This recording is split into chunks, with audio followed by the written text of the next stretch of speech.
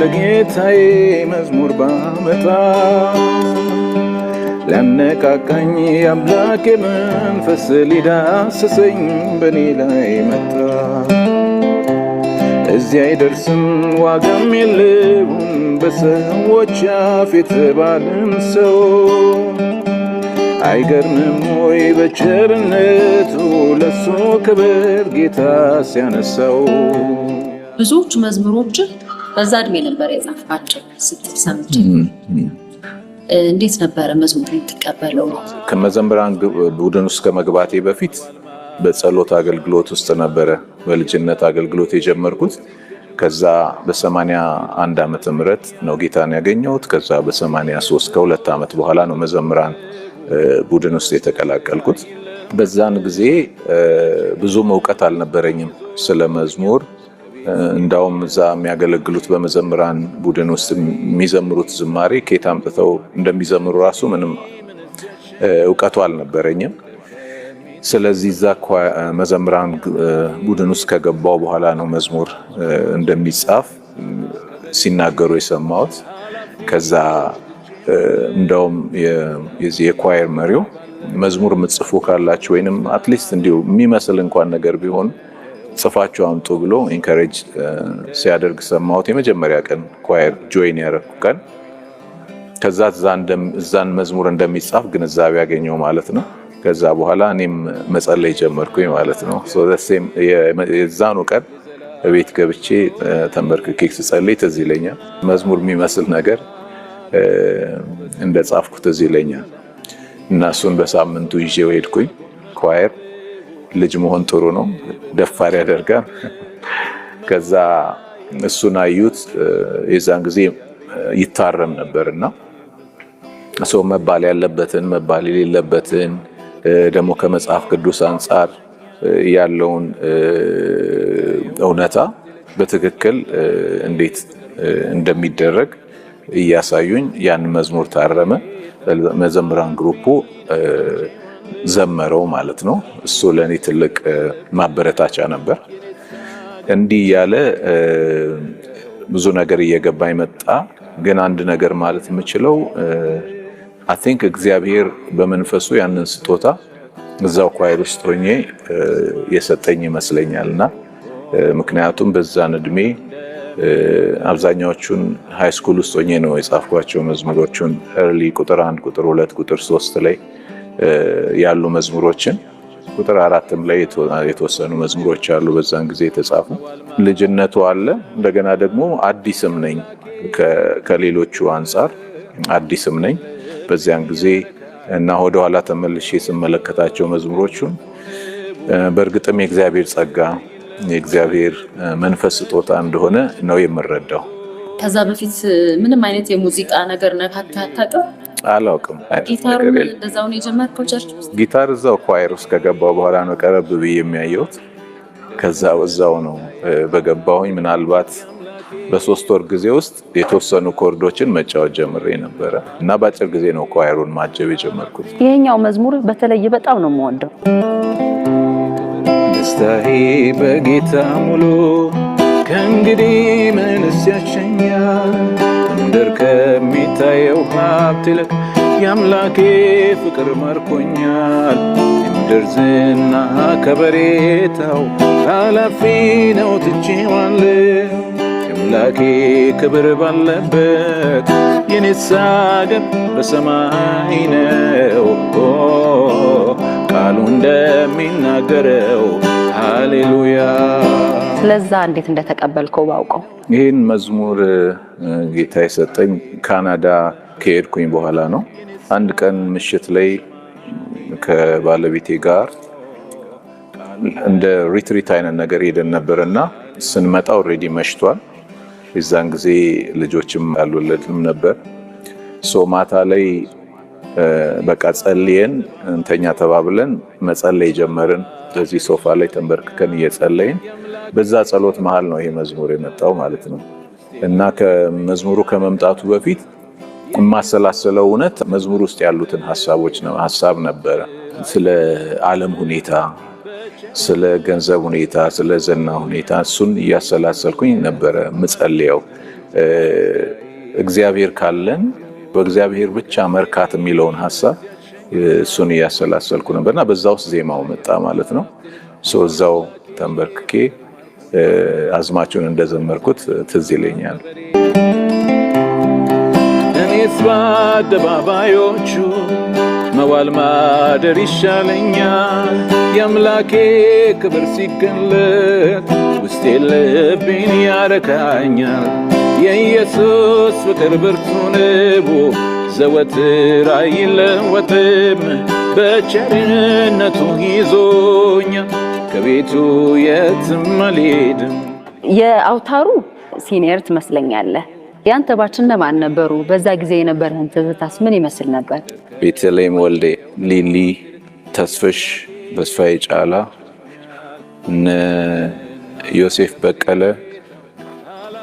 አንድ አካባቢ ምናልባት የአንድ ዓመት የሁለት ዓመት ልዩነት ነው ሊኖረን ተቀራራቢ እነ ካሌብ ተስፋዬ ሌሎችም ይኖራሉ። ግን ዘሴም እነ ምህረት ይተፋ ተቀራራቢ አካባቢ ነው ነበር። ያ ዘመን ስታስታውሰው ብዙ ደስ የሚሉ ትዝታዎች አሉ። ማስታወሳቸው ጥሩ ግንኙነት ነበረን፣ ጥሩ መዋደድ፣ ጥሩ ፍቅር ነበረ። ጸሎት ይዘወተር ነበር ትዝ የሚለኝ በሳምንት ውስጥ አትሊስት ሁለት በትንሹ ሁለት ቦታ ላይ ጥሩ ጸሎቶች ነበሩ። እነዚሁ ለምሳሌ ሽብሸባ አካባቢዎች ጋር በጣም ብዙ ቀርብ ነበርና በዛ ብዙ ተጠቅሜ ያለሁኝ በተለይ አዲስ አበባ በቆየሁበት ጊዜ። ስለዚህ እሱ የነበረው ደግሞ በጣም ንጹህ የሆነ ፍቅር ትዝ ይለኛል። ቅንነቱ ትዝ ይለኛል። መዝሙሮች አንዳችን መዝሙር ገና አልበም ላይ ሳይወጣ ነበረ የምንዘምረው። አንዳችን መዝሙር እንዘምራለን። ልክ የጋራ መዝሙሮቻችን ነበር የሚመስሉት እና እንደሱ አይነት ነገሮቹ ትዝ ይሉኛል። ትራቨል እናደርግ ነበረ በገጠር አካባቢዎች ብዙ እንወጣ ነበር። እሱ በጣም ደስ የሚል ትዝታዎች አሉት። ክርስትና ድሮ ቀረ። በነ አውታሩ ዝማሬዎችም በነ ዳንኤል አምደ ሚካኤል ቀሩ። አሁን ምን ክርስትና አለ የሚሉ አንዳንድ ሰዎች ኮምፕሌን ያደርጋሉ። እንደዚህ ለሚሉ ሰዎች ምንድነው ምላሽ? ክርስትና ድሮ ቀረ የሚባል ነገር አይደለም፣ አሁንም አለ። ለምን እንደሚባል ይገባኛል። ምክንያቱም ያለውን አንዳንድ የህይወት አካሄዶች ደግሞ የተለያዩ ደግሞ ስህተት የሆኑ አሰራሮችን አንዳንድ ደግሞ የሞራል ውድቀቶችን እንደዚህ አይነት ነገሮች ሲታዩ ድሮ የነበረው ኢሜጅ እና አሁን ያለው ኢሜጅ ሊጋጭ ይችላል። ድሮ የነበረው ክርስቲያን አንድ አማኝ ሲባል በታማኝነታቸው፣ በፍቅራቸው፣ በጨዋነታቸው፣ እግዚአብሔርን በመፍራታቸው፣ በቅድስናቸው ነው ሰዎች የሚያውቋቸው። አሁን ግን ያንን ነገር ቻሌንጅ የሚያደርግ ያን አይነት ነገር የማይታይበት ሁኔታ ሲሆን ከዛ የተነሳ ድሮ ቀረ ክርስትና የሚል ወይንም ድሮ ቀረ ዝማሬ የሚባሉ ነገሮች ልንሰማ እንችላለን።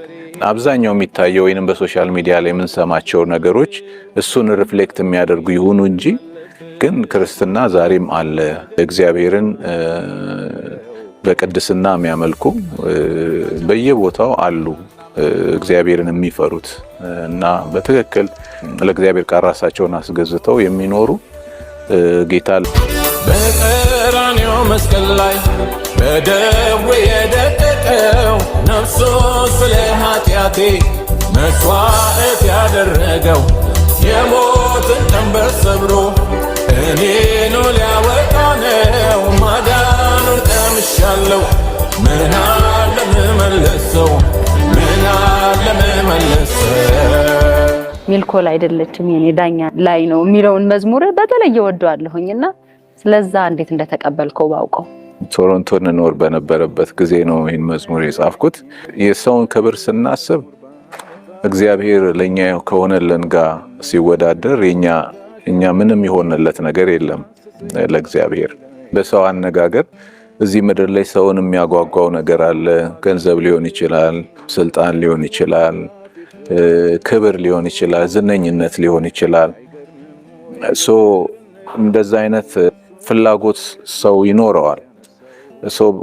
ወደ ጌታ ስንመጣ አንዱ ቻሌንጅ እንደዛ አይነት ነገሮችን የምናገኝበትን መንገድ እንድናስብ እንድናሰላስል ያደርገናል። እና አንዳንዱ ክብር የሚገኝበት መንገድ ከእግዚአብሔር መንገድ ርቀሽ ገንዘብ እናገኝበት መንገድ ከእግዚአብሔር መንገድ የሚያወጡ ነገሮች አሉና አብዛኛው በምድር ላይ ያሉት ነገሮች እንደዛ ናቸው። ኦፍ ኮርስ በንጹህ መንገድ ሄደው ጥረው ሀብት የሚያፈሩ ብዙ ሰዎች አሉ።